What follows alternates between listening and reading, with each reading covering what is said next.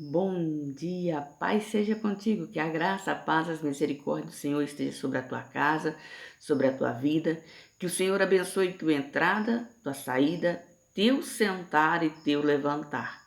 Deus é bom, Deus é fiel, para Ele toda honra, glória, louvor e adoração, porque nele, por Ele, são todas as coisas. Amém?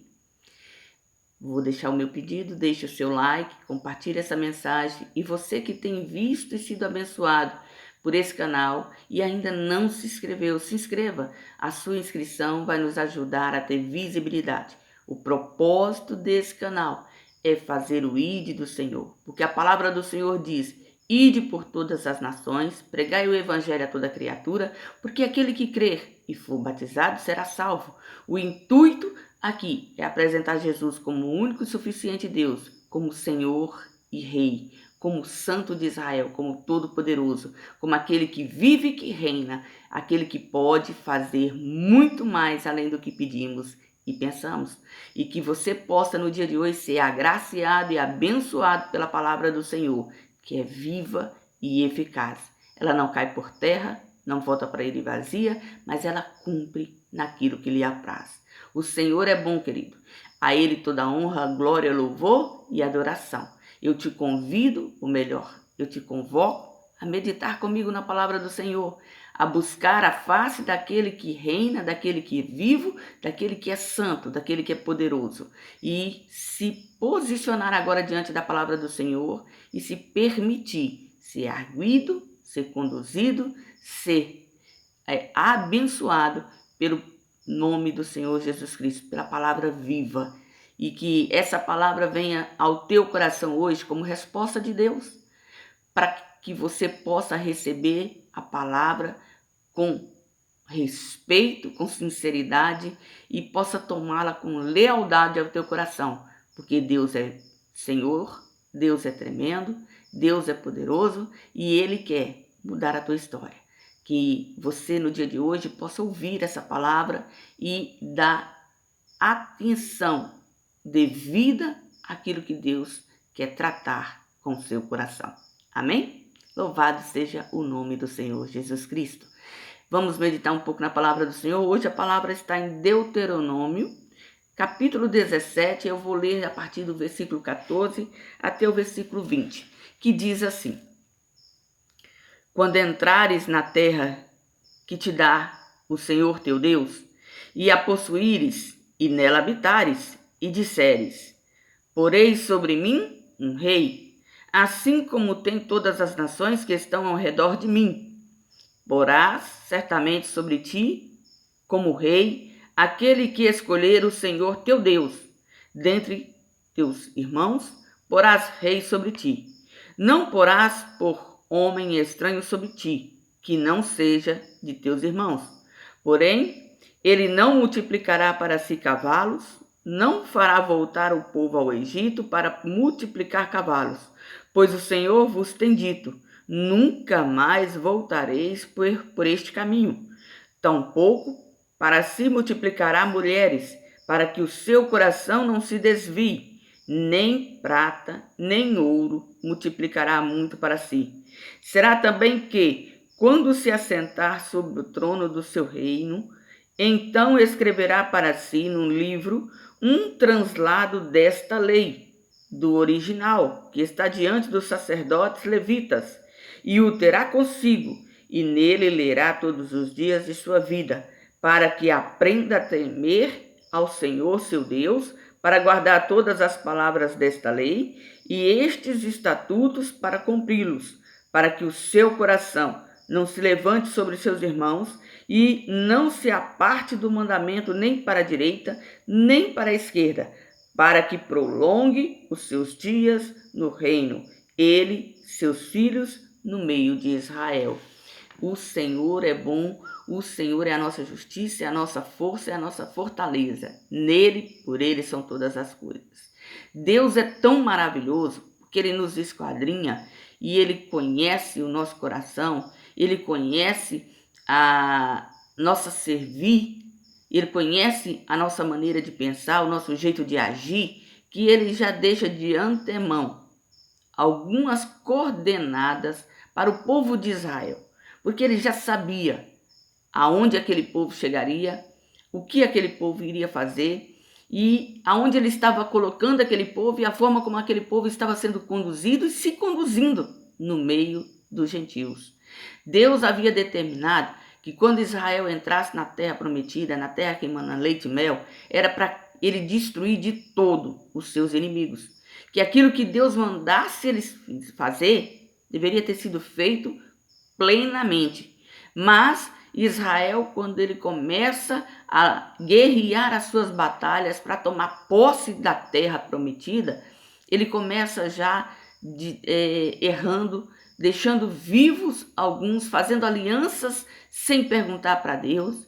E Deus já conhecia aonde isso iria dar, porque Deus, ele conhece o ontem, ele conhece o hoje e ele conhece o amanhã. Ele é dono do tempo, ele conhece a nossa estrutura, ele sabe a nossa capacidade, ele sabe a nossa mentalidade. E como ele nos conhece e nos esquadrinha, de antemão, ele já havia preparado uma forma de conduta, uma forma como o povo iria fazer, de que forma o povo iria fazer, porque ele sabia que o desejo viria ao coração. E essa palavra foi para Israel no passado, para que Israel se conduzisse de uma maneira diferenciada no lugar onde Deus o estava colocando. Mas para trazer essa palavra hoje para a minha vida, para a tua vida, nós temos que nos colocar como servos do Deus Altíssimo, obedientes, servos que são conduzidos pelo poder do Espírito Santo, são redarguidos, corrigidos e se permitem ser ensinados pelo próprio Deus. Essa palavra para o nosso dia de hoje, Deus está dizendo assim, olha, estou te colocando aqui, estou te colocando neste lugar. Você não vai fazer aquilo que o povo que está à sua volta faz, mas se acaso tiver o desejo no teu coração de colocar sobre si um rei, de colocar sobre si uma direção, que seja minha. Que vocês sejam conduzidos por alguém do meio de vocês, que alguém que me respeite, alguém que me conheça, alguém que esteja cheio do meu poder, cheio da minha presença, que fale do meu amor, que seja apto para transmitir a minha lei, que tenha no seu coração gravado, que seja circuncidado de coração na minha presença. Alguém que conheça a minha palavra, que respeite o meu comando e esteja debaixo da minha destra. E Israel, querido, ele era um povo separado, diferenciado. Israel era um povo que foi escolhido por Deus para ser seu povo, nação eleita, sacerdócio real de Deus. E quando Deus determina sobre Israel a direção do fazer, do agir, do pensar, Deus já sabia o que iria acontecer. Quando eu estava meditando nessa palavra, imediatamente, a primeira pessoa que veio ao meu coração foi Salomão. Tudo que está escrito aqui, Salomão fez o contrário. Por mais que Salomão tinha a sabedoria de Deus, por mais que Salomão pediu a Deus sabedoria e foi-lhe dado sabedoria e conhecimento da ciência para fazer a obra do Senhor, para conduzir aquele povo, Salomão não tinha temor. Salomão passou a sua vida fazendo exatamente o contrário. Ele adquiriu bens, ele foi afortunado, não que isso seja pecado, mas Deus aqui, ele já estava dizendo, olha, não ajunta, não multiplique só para si. Essa multiplicação tinha que ser para Israel, para o povo de Israel, para a nação como um todo. Mas Salomão, se você ler a história de Salomão, ele foi o rei mais rico sobre a face da terra. Ele tinha muito, ele tinha abundância de tudo e em todas as áreas. Isso é pecado? Não, mas isso fez com que o seu coração ensoberbecesse. Fez com que ele achasse que ele era o dono da verdade. Porque Salomão, por algum tempo, ele se deixou ser volúvel, ser levado. Ele casou com mais de 700 mulheres. Por conta de alianças políticas, sendo que ele deveria estar debaixo da destra de Deus, sendo guiado por Deus. Quando ele começa o seu reinado, ele começa de uma forma excelente. Ele busca em Deus a direção. Ele pede Deus a direção e Deus lhe dá.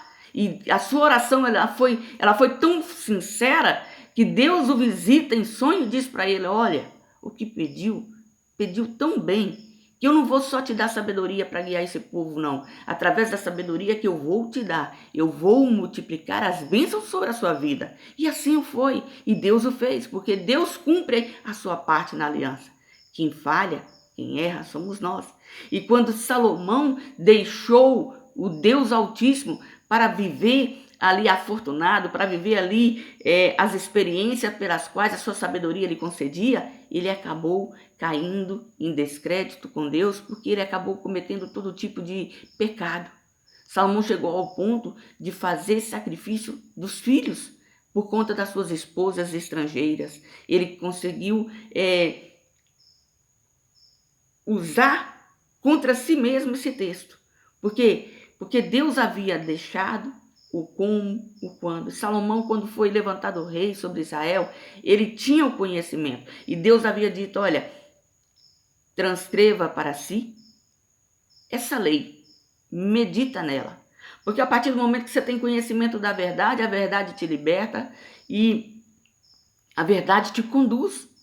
E todo rei de Israel, ele tinha que ter o conhecimento da verdade de Deus, para ser guiado por Deus.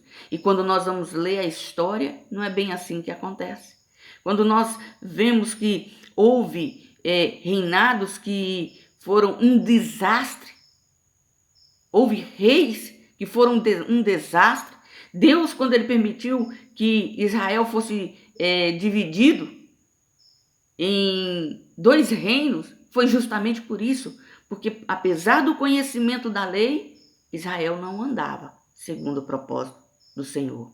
Israel fazia aquilo que desejava o seu coração. E muitas das vezes nós temos feito isso. Nós temos conhecimento de Deus, mas temos andado no desejo do nosso coração. Temos tentado fazer aquilo que nos agrada, aquilo que nos conforta, aquilo que nos alegra. Mas a vontade do Senhor, ela é boa, perfeita e agradável. Nós temos que buscar no Senhor a direção para dar continuidade àquilo que Deus começou na nossa vida. A obra dele é perfeita. A palavra diz que ele aperfeiçoará aquilo que ele começou. Quando nós nos entregamos e nos rendemos e permitimos que o Senhor nos conduza pelo caminho que devemos andar, Deus transforma a nossa vida.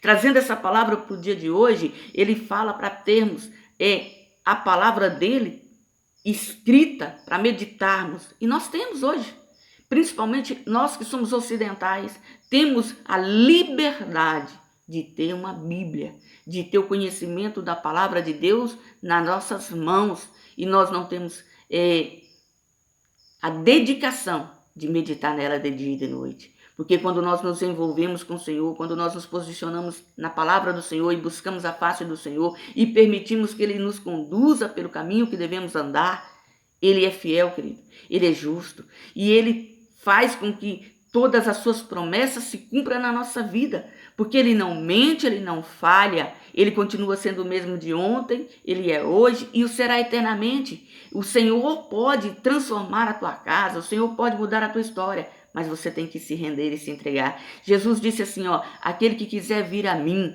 negue-se a si mesmo, tome sua cruz e siga-me. Então, servir a Jesus, andar com Jesus, é negar-se, é deixar aquilo que nós temos convicção de vida para termos aquilo que temos convicção de fé, que Jesus é o caminho, a verdade e a vida. Porque nele e por ele são todas as coisas, porque ele é desde o princípio, ele é Senhor, ele é Rei, ele é soberano e ele pode transformar a nossa história.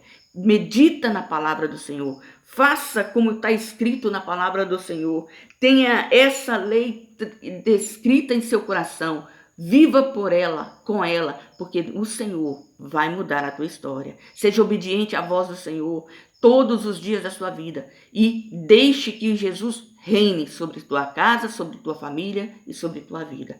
Que o Senhor possa estar falando ao teu coração no dia de hoje de uma forma especial e poderosa. E que essa palavra seja a resposta de Deus ao teu coração.